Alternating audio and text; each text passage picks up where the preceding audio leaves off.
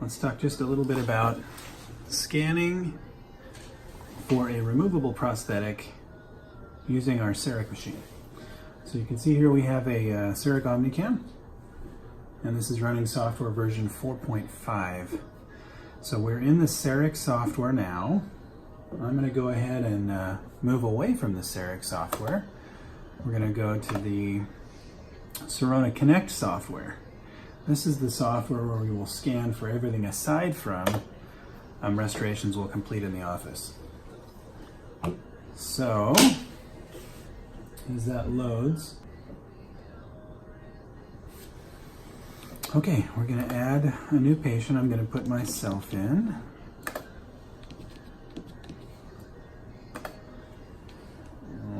Let's just put 01/01/2019, just for fun.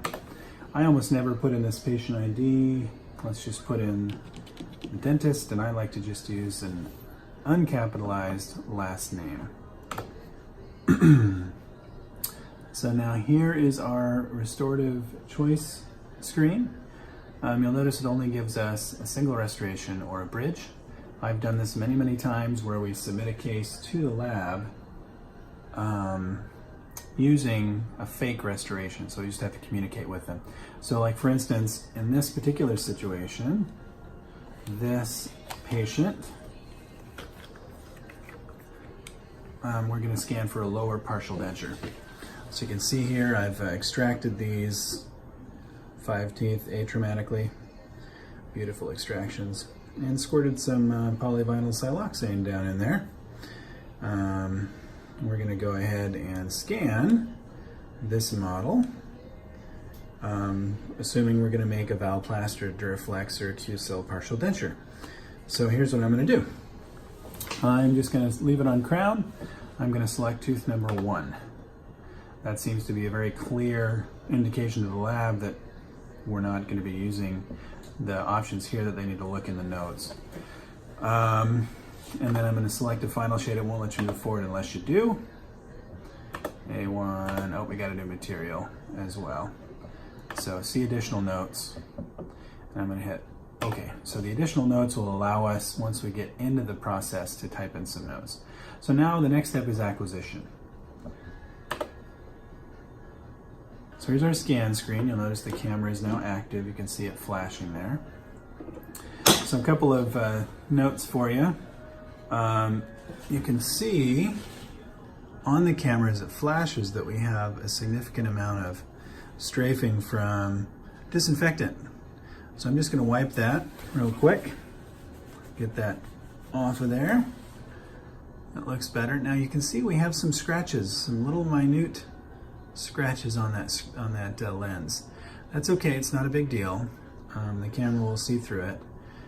This is not the most recent prime scan camera, which is going to be awesome. Anyway, so you'll notice how I hold it. I hold it like a handpiece. The weight balanced pretty much in the center. You'll see some new docs and less experienced that will hold it in this manner. It's just more difficult. Kind of like the pen curing lights. It's easier to hold if you have the weight of the instrument on the top of your hand as opposed to underneath. You can rotate a lot easier than you can with your whole wrist going over. So this is my position. So you notice here on the screen, it's asking me for the upper jaw. I can certainly select lower jaw first, that's fine. Now you'll also remember, I want to notice that the patient's going to be in the reclined position generally. So roughly in this orientation to me. So remember, you need a fulcrum. So I'm going to grab a fulcrum, and as soon as I get to focal length, it's going to start scanning. So you can see there on the camera that it's out of focus.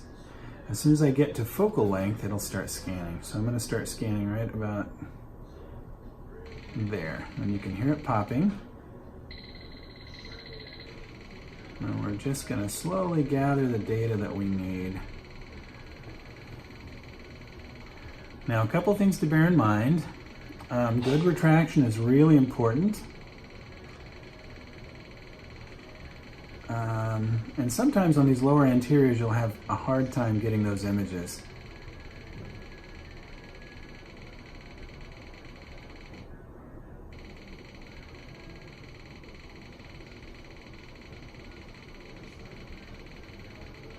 So I've still got my fulcrum, it's my pinky finger there as I'm going around. Okay, now let's take a look at these models. That's kind of a rough initial modeling.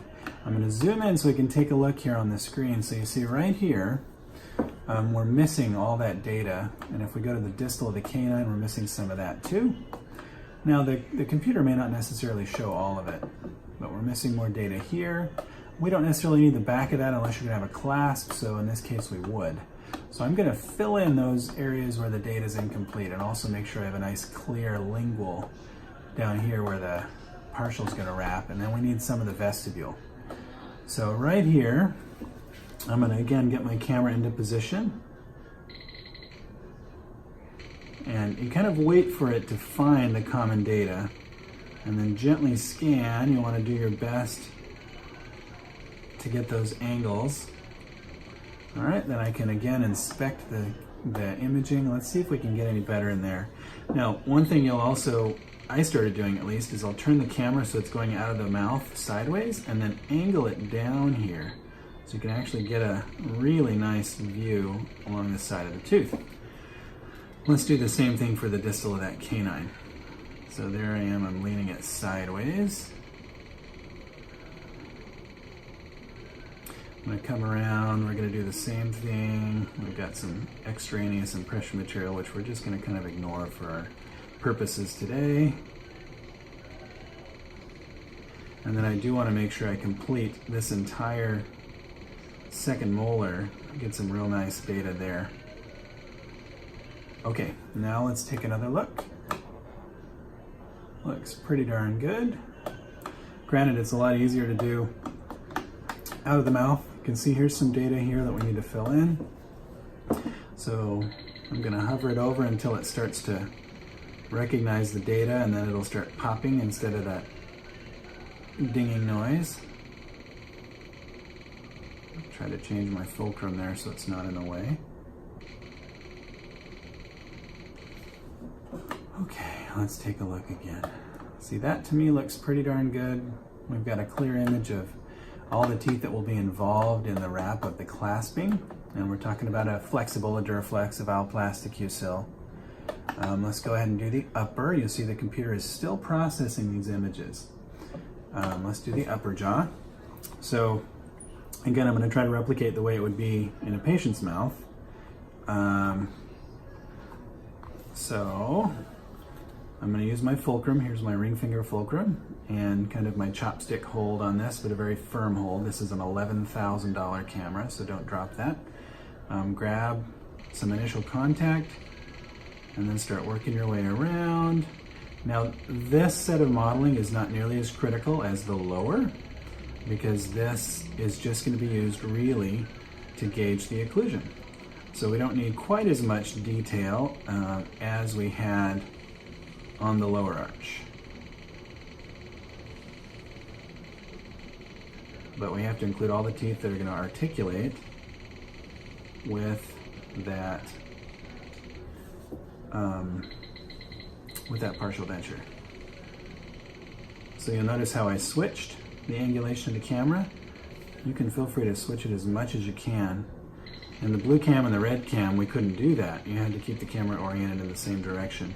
But remember, there are lips and cheeks here that we have to work around, and tongues, of course. The one thing I didn't do on the lower, we're going to need to punch back in and add to, is we need more of the extensions on the vestibules. Okay, so let's take a look. That'll do just fine for the occlusion. Let's see if I can snap in this picture right here on the canine. There we go. Just fill that in a little bit. Good. All right, buccal scan. Click on buccal, ask the patient to bite down, and I usually ask them to make sure that all of their teeth are touching and squeeze as hard as they can. Ooh, see, it started to catch my finger there. All right, so if you get an extraneous scan of your finger, just drag it over to the recycle bin, hit yes, and then again, I'm asking the patient to clench as hard as they can, but to make sure both sides and the molars are touching together. So usually the way that I say it is, go ahead and bite together, make sure both sides in the back are touching at the same time, like you'd normally clench, and squeeze really tightly. And then I'll start in the anterior, and I'm gonna sweep up and down. And I'm going to go all the way back and include those posterior stops on the partial. And now, then I've got to rotate the camera, because remember we have lips involved here and cheeks. So again, I'm sweeping up and down.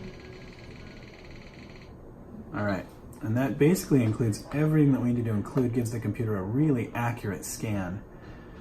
Now, if you're doing a full arch bridge, I'd go even further than this. So on the front, I usually start the scan and then I tell the patient, go ahead and open.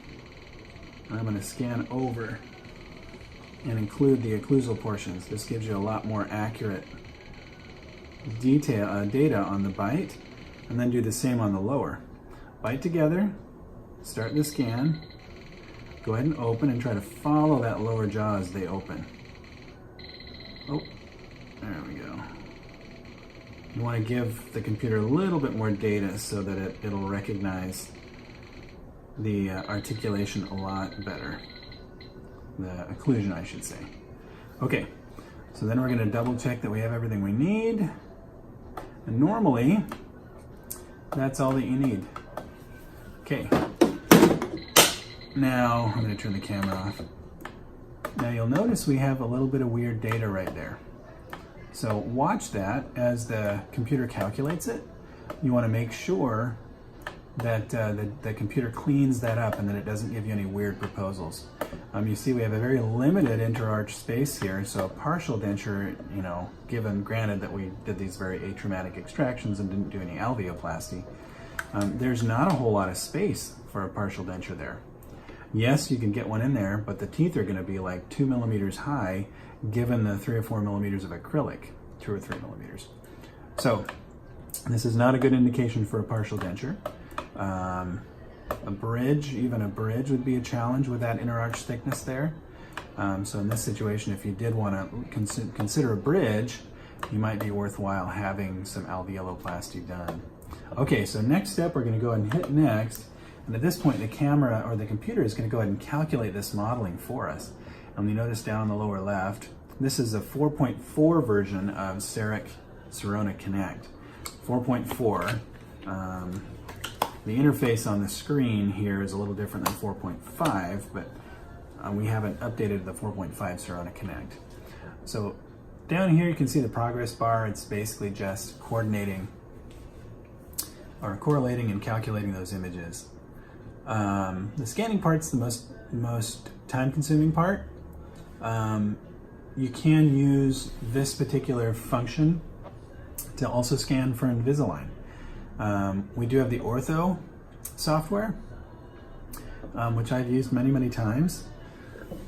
The problem with the ortho software is I've been using CEREC for 12, 13 years, and the CEREC ortho software, for some reason the movements, the camera is oriented in a different direction, and I haven't been able to acclimate it yet. So I will scan with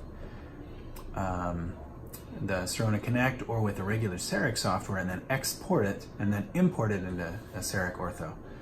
So you can see we're almost done calculating there.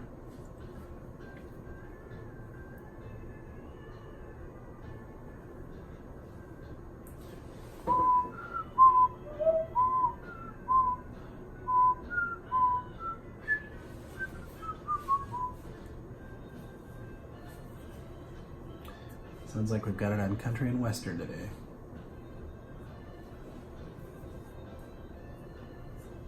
Almost done. Creating the buccal bite now.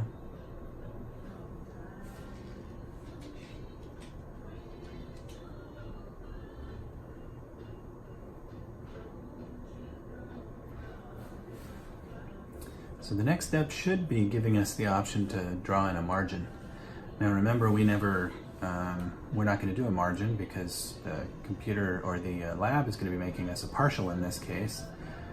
So what I would just do, and I'll show you, is we'll go next and we'll type in the notes with this excellent CEREC keyboard. So we'll literally just type in those notes. I'm explaining to the lab, please make a Valplast or a Duraflex or a QCell partial denture try-in, shade number whatever, clasping on whatever teeth, send back for wax try-in. Now in an immediate extraction case, you can still use this, but what happens is with CEREC Ortho or CEREC Connect, Sonora Connect, the lab is going to actually generate 3D models from the scans. And you know, I'm realizing that we didn't add that lingual vestibule, so we may want to go back and add that. Let me see what it looks like. We might need more lingual extension than we have.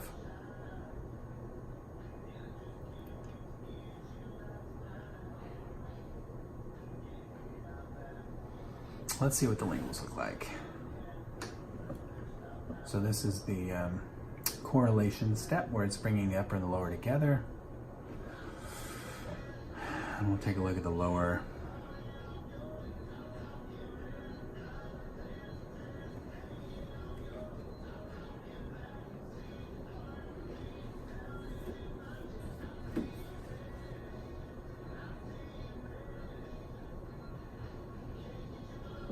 Still thinking.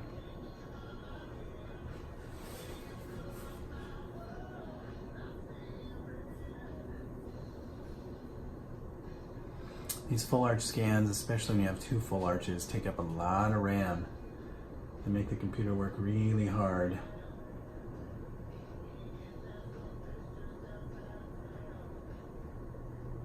And this is something you can delegate to an expanded function dental assistant in Missouri. Okay. So let's take a look at the lingual. Do we have enough for a partial denture, or do we need to add? So we probably ought to add to this, otherwise you're not going to have enough strength. No, you know what? We're okay. That's fine, because this got the bulk of it. This will come along just fine. Okay, so we're good. All right. So there's your buccal scan. That's your 3D modeling. It looks good. Anywhere the computer didn't have quite enough data, it shows up in this tan color. That's where the computer extrapolated. You'll notice that we've got a little bit interproximally there, but generally everything we need to see is fine, especially for the lower. Now, if you get to the point where we don't have enough data, it's easy enough to go back to acquisition and literally punch in. You just start scanning again like I did a minute ago, and add data to it. So let me just show you how that's done. All right. So it says the models are protected. Let's just add a little bit to the lingual. I'm going to unlock these images. I'm going to add to the lingual, turn on the camera. So again, you want to find common. There you go. And then I'm going to lean it down and see if we can capture some of that vestibule. Now you'll find it's difficult for the computer to see moving tissue on the lingual of the tongue, on the, ventral of the tongue, I mean. And so you'll have a hard time, especially if there's saliva down there. So, I mean, those images, of course, this is a typodont, are nice and clear, but sometimes you won't be able to get any data there and you'll have to trim it. And of course, PrimeScan is going to be fixing a lot of that. But let's let the computer, it'll recalculate that model. And then I don't know that it'll have to recorrelate. Let's see how much it wants to do for us.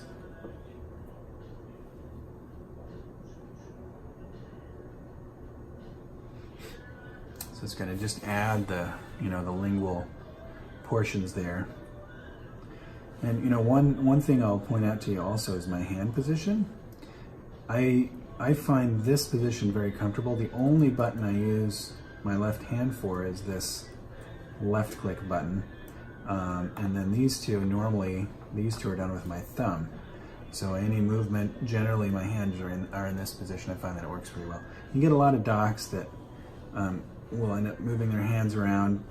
You can treat this just as a mouse, left click, right click. And I know with the new PrimeScan machine, you keep referring to that, it'll be a touch screen, kind of like a MacBook, or a big laptop touchpad, which will be nice, instead of the trackball, though the trackball works fine. So,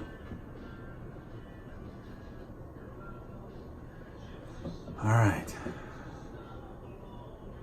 almost there.